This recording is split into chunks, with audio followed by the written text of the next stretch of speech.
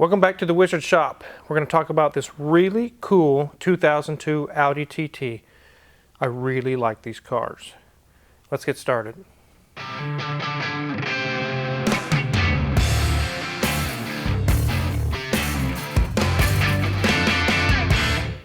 Like I said, this car is really cool. And I've always liked the Audi TT models. They almost remind me of a Beetle. In fact, when I just started it up a minute ago, it sounded just like War Turtle. You guys remember the silver 2004 Turbo S Beetle that I had. And as much as I miss that car, I just really didn't care for the manual transmission. This one's also a manual, which you can get them as a Tiptronic or automatic. But this car basically is a Beetle. It shares the same platform, the Volkswagen A platform. Now, there's a lot of upgrades and changes to this platform to make it a TT.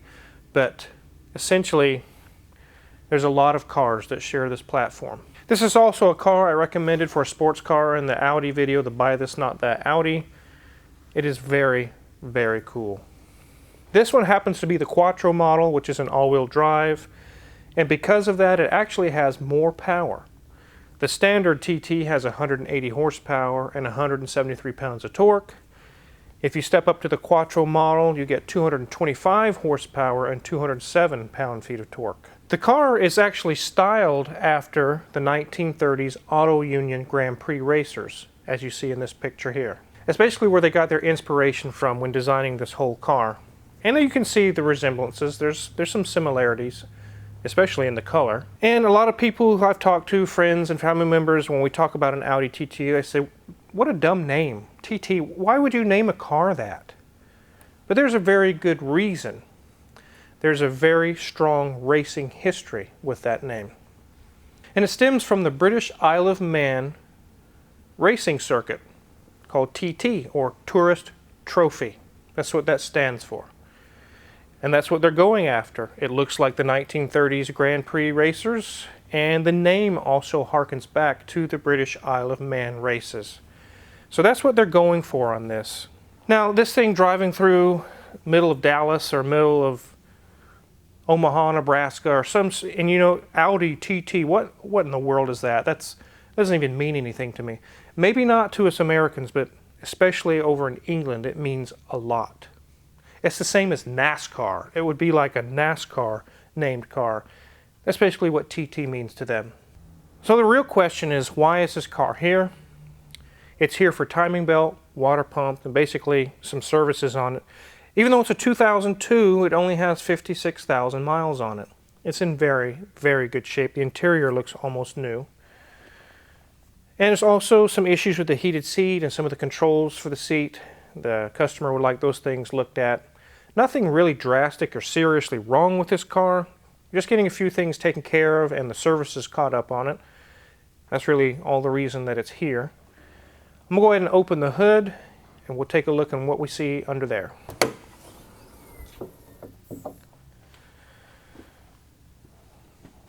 This car is really cool. It's like a baby Audi R8 or something. I really, really like these cars. But if you look at this engine, it looks kind of similar. So I'll go ahead and take this cover off, set it aside. We can see this engine looks very similar to War Turtle's 1.8 turbo. And that's because essentially it's the same motor. Even the same transmission, the 6-speed manual. Now there's some upgrades to this engine that gives it 225 horsepower. But I was pretty sure with War Turtle, with the tune that it had on it and some of the mods, it was probably at least pushing 200, if not more. So it was probably very similar in power even to this car. This is a little different, the way they do the charge air cooler, the way it goes over the engine. Of course, it's shaped different because it's a different model of car. All the coils and the valve cover looks the same.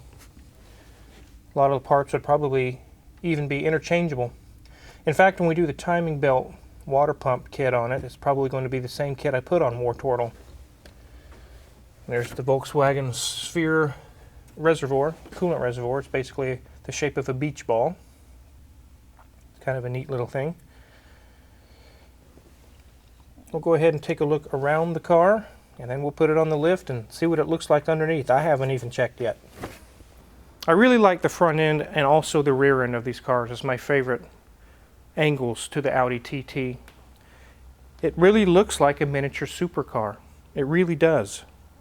It almost has a Lamborghini-ish R8 look style to it. Maybe that's what they were going after as well, but it's almost a budget supercar to me. Really, really cool. Well, it didn't take very many steps to get to the end of the car, did it, Mrs. Wizard? Oh no, it's a cute little sucker. Yeah, it's got Beetle styling roundedness to it, but it's obviously not a Beetle. But the rear end looks very R8, the way it's rounded and the panels and the bumper is all part of the body. It's really cool. But it's not scratched, it's not dinged up, it's in very good shape. And I would expect that for 56,000 miles. The wheels have a few little scratches on them here and there, little scuffs, but nothing major. As you can see, 56,000 miles. The gauges, the dash, all of the controls, everything in this car looks basically brand new. It's in very, very good shape. I really like the interior styling. I like these center braces, the center stack braces. The shifter looks very sporty. The seats are very comfortable. Nice leather seats. The stainless steel accents. I really like these as opposed to carbon fiber. I think carbon fiber is kind of getting old school almost. It's just everywhere. Everyone's got it. I like the stainless steel trim. It really looks good. Even though it's from 2002, it looks very modern, very clean.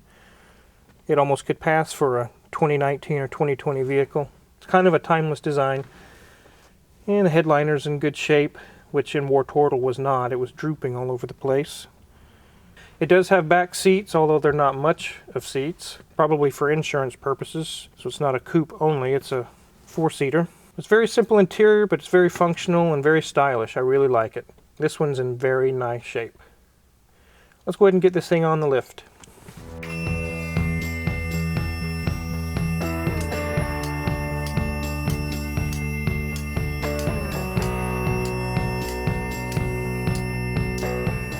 So very similar to a Porsche, it's got nice aerodynamics underneath. It's got lots of panels to keep the wind from catching things as it's going underneath the car. We're not going to pull all these panels off today. We're just going to take a quick look.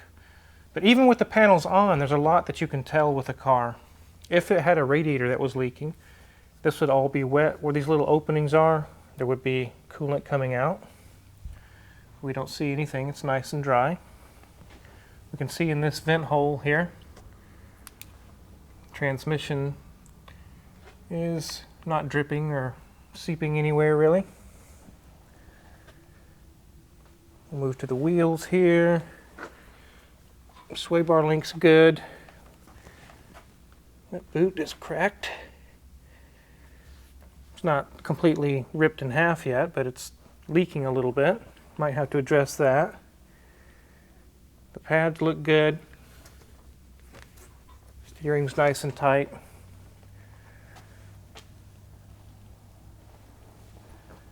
And we'll go over to the other wheel.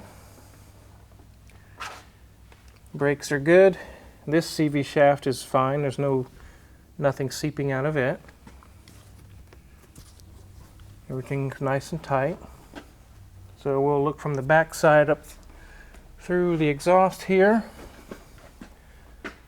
Can't really see a whole lot, but it looks dry in there. You can see the steering rack and some other things in there, but I don't see any major problems. Looking pretty good.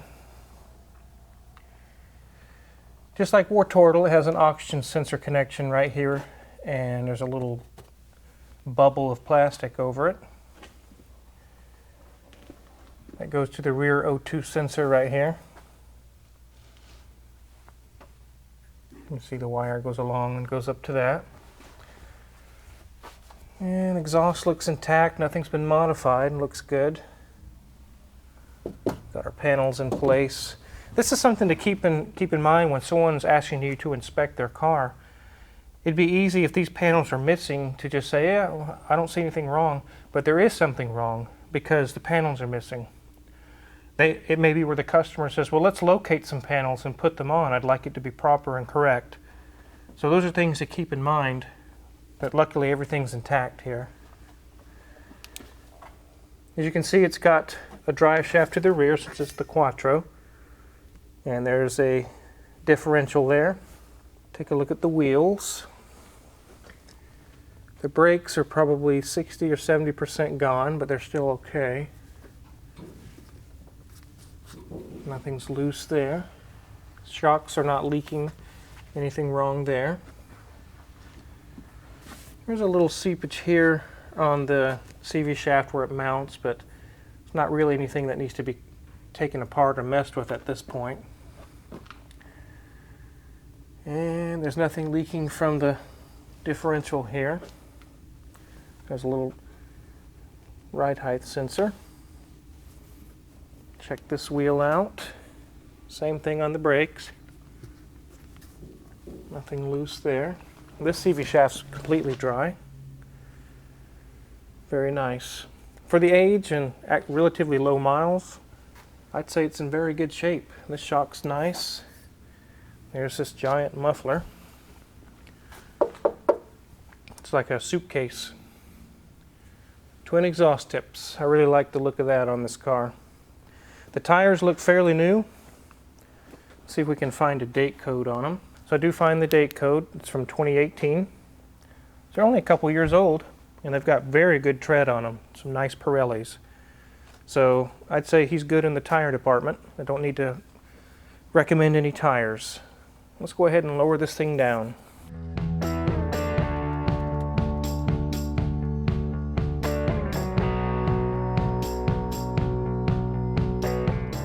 I really, really love this car. It is beautiful. I've always liked the Audi TT. I love the engine. I'm a big advocate of small engines with lots of power anymore. I think that's really cool. I love the styling of this car. But as I'm getting older, and I've been working in a shop for over 20 years, it's starting to wear on my body. And I've had to start making some changes. I look at Facebook Marketplace anymore and I see cars like this and I'm like, oh my goodness, that is beautiful.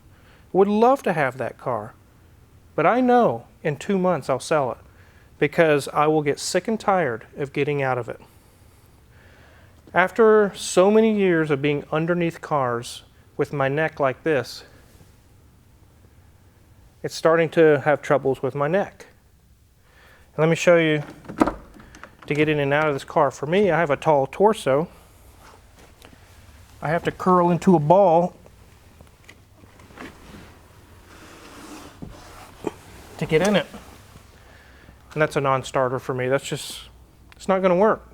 I've always been, even since I was a little kid, if I hit my head really hard, I get raging mad. That's the maddest I ever get in my life. It's not from getting in a shouting match or from fist fights or anything like that. It's when I get hit on the head. And cars like this, I would go to get out, bam, right on the head. That's not going to work for me. So there's a lot of really cool cars out there that I used to like, I would love to have. I know now, not an option. I'll get too pissed off, I'll get angry. There's a reason why I bought the Nissan Cube. It isn't because of its looks. A lot of the people think it looks hideous. I think it looks really cool, but there's more to it than that. Let me show you. So one really cool thing that I like about these Cubes, I had one in the shop years ago, and I noticed something when I took a seat inside of it.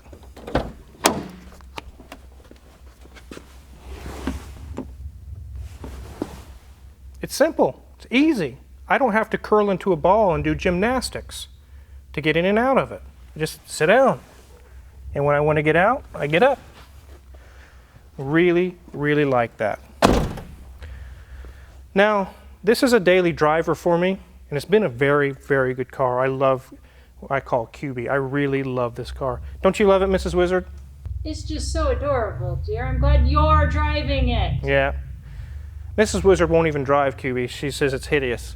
But I don't care, really even care what it looks like. It works. It does the job. I can get in, sit down, go to the shop, get out, go to work, do my job, and go home comfortably at the end of the day without getting raging mad because I hit my head or curling into a ball. But there is nothing wrong with this car. The things that are wrong are inside of my body, not with this car. If I didn't have those issues that I was dealing with, I would definitely have an Audi TT. I absolutely love them. You know, somebody else in your life could have one. Oh, you could have one? I think I could drive that. You think you could? I know I could. Maybe that would be a possibility then, but I probably wouldn't drive it very much. Kind of like me not driving your car? Yeah, we can both have a car that we don't drive. So anyways, if you're curious what kind of tools we use in the shop, check my Amazon affiliates link in the description below. We get a small cut. Really thankful for that. And if you haven't hit the subscribe button already, I really recommend you do that now because we got many more cool videos to come. Thanks for watching.